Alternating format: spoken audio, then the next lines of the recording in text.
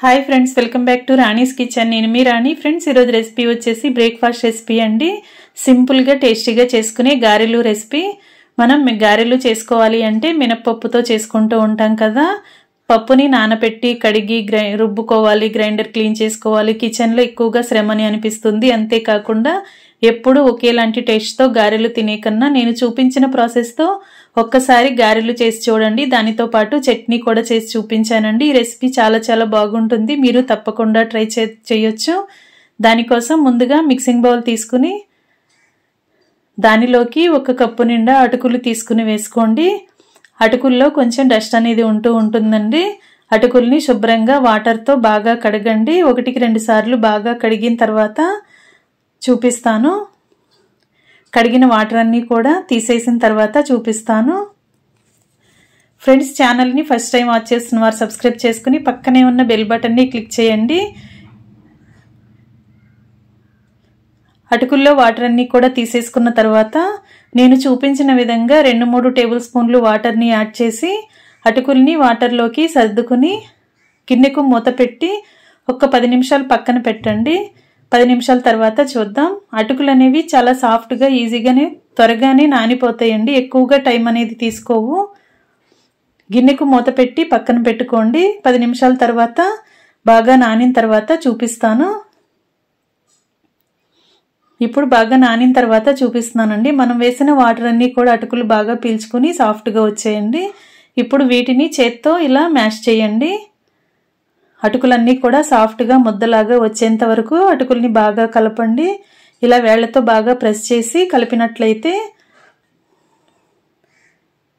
మెత్తగా వచ్చేస్తాయి. ఇప్పుడు సన్నగా కట్ చేసుకున్న ఉల్లిపాయ ముక్కలు 1/2 కప్పు, సన్నగా కట్ చేసుకున్న పచ్చిమిర్చి ముక్కలు 2 టేబుల్ స్పూన్లు, సన్నగా కట్ చేసుకున్న అల్లం ముక్కలు 1 టేబుల్ స్పూన్, సన్నగా కట్ చేసుకున్న కొత్తిమీర కొంచెం, సన్నగా కట్ చేసుకున్న కరివేపాకు కూడా వేసుకుని ఏ కప్పుతో అటుకులు కొలిచి తీసుకున్నామో అదే కప్పుతో 1 కప్పు అటుకులకి 1 కప్పు పొడి బియ్యం పిండి వేసుకోండి.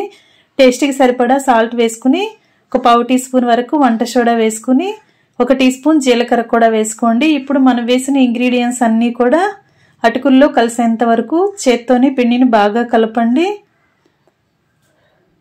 అటుకులు బియ్యం పిండి అంతా కూడా బాగా కలిసేంత వరకు కలుపుకొని అరచేతిలో కొంచెం కొంచెంగా వాటర్ని పోసుకుంటూ పిండిని గారెల పిండిలాగా కలపండి.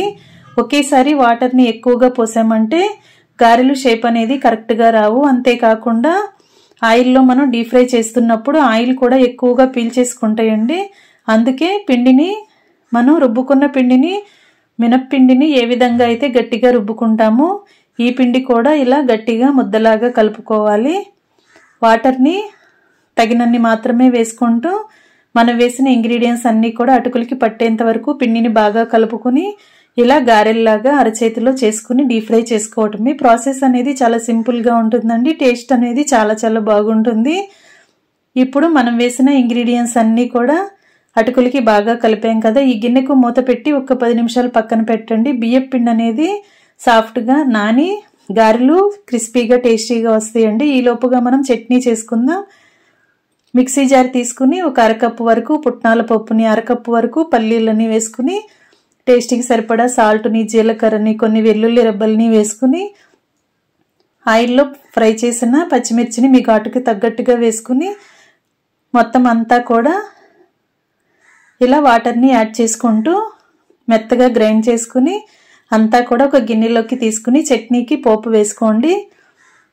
శనగపప్పు, మినప్పప్పు, ఆవాలు, జీలకర్ర, ఎండుమిర్చి ముక్కలు, వెల్లుల్లి రెబ్బలు, కరివేపాకు వేసుకుని పోపు అంతా రెడీ చేసుకుని చట్నీలో కలుపుకుని చట్నీ పక్కన పెట్టుకోండి. ఇప్పుడు ముందుగా మనం కలిపి పెట్టుకున్న పిండిని కొంచెం కొంచెంగా తీసుకుంటూ గారెల్లాగా ఒత్తుకుని కళాయిలో ఆయిల్ పోసుకుని స్టవ్ పైన కళాయి పెట్టుకుని ఆయిల్ని కాగించండి. కాగుతున్న ఆయిల్లోకి కలిపి పెట్టుకున్న పిండిని కొంచెం కొంచెంగా తీసుకుంటూ గారెల్లాగా ఒత్తుకుని ఆయిల్లో వేసుకోండి. చేతిని ఎప్పటికప్పుడు వాటర్తో తడుపుకుంటూ పిండి ముద్దని తీసుకున్నామంటే గారెలు అనేవి ఈజీగా చేసుకోవచ్చండి. అంతేకాకుండా కొత్తగా వంట నేర్చుకునే పిల్లలైతే టీ స్ట్రైనర్ పైన కూడా టీ వడగట్టుకునే స్ట్రైనర్ని వెనక్కి తిప్పైనా కూడా దానిపైన ఆయిల్ని కానీ వాటర్ని కానీ అప్లై చేసి ఇలా గారెల్లాగా ఒత్తుకుని కళాయిలో వేసుకోవచ్చండి. ఈ విధంగా కూడా గారెలను చేసుకుని కళాయిలో వేసుకున్నట్లయితే గారెలకు కరెక్ట్ షేప్ అనేది వస్తుంది. ఎక్కువగా శ్రమని అనిపించకుండా ఈజీగా మనం ఆయిల్లో వేసేసుకుని డీప్ ఫ్రై చేసేసుకోవచ్చు. ఇదే విధంగా మిగిలినవన్నీ కూడా ఇదే ప్రాసెస్తో కళాయిలో వేసుకుని అన్నీ కూడా డీప్ ఫ్రై చేయటం కంప్లీట్ అయిన తర్వాత స్టవ్ ఆఫ్ చేసుకోవడమే. రెండు వైపులా బాగా క్రిస్పీగా ఫ్రై అయిన తర్వాత ఆయిల్ నుండి తీసేయటమే. ఇంకా రెడీ అయిపోయాయండి అటుకులు బియ్యపిండి గారెలు. చాలా చాలా క్రిస్పీగా టేస్టీగా వస్తాయండి. ఇన్స్టెంట్గా చేసుకునే breakfast recipe. Idli dosa daily తింటూనే ఉంటాం కదా. ఒక్కసారి నేను చూపించిన ప్రాసెస్తో 1 కప్పు అటుకులతో 1 కప్పు పొడి బియ్యపిండితో పిండిని నేను చూపించిన విధంగా కలిపి గారెలు చేసి చూడండి. టేస్ట్ అనేది చాలా చాలా బాగుంటాయి. మీ అందరికీ ఈ రెసిపీ బాగా నచ్చుతుంది. ప్రాసెస్ నచ్చినట్లయితే వీడియోకి లైక్ చేసి ఛానల్ని సబ్స్క్రైబ్ చేసుకుని పక్కనే ఉన్న బెల్ బటన్ని క్లిక్ చేయండి. మరొక రెసిపీతో మళ్ళీ కలుద్దాం. Thanks for watching. నేను మీ రాణి.